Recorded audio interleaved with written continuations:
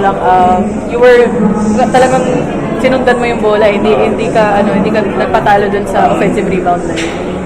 Ano lang, habang hindi pa tapos yung oras, patuloy pa rin sa paglalaro. Yun lang yung mentality ko.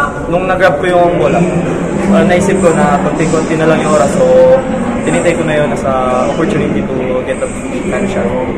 Ano na lang yung masasabi mo sa mindset ng UE? Kasi parang not in any point sa game na to parang naisip nyo na hindi kayo mananalo. Parang laging panalo yung nasa isip nyo. Yun lang, kinikip namin yung winning mentality kahit anong mangyari. So,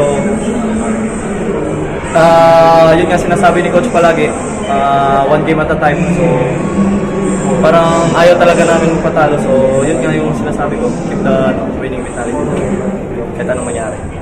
Well, midway ng fourth quarter para may 5 straight points ka, tapos for some reason binunod ka agad ni Coach. Ano yung dahilan nun and paano mo nag-iinit ka pa lang, ano?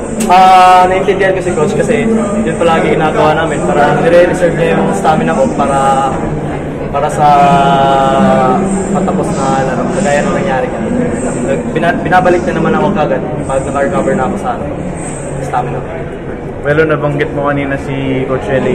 Ano yung naturo niya sa'yo kaya naging ganito yung ano? Wala, tinuturo niya sa akin yung talaga, winning mentality, huwag magpatalo. Tsaka yung sinabi niya sa akin kanina, right place at the right time. Yan lang. Kaya mo nabanggit. Si Coach L.A. Okay, thank you.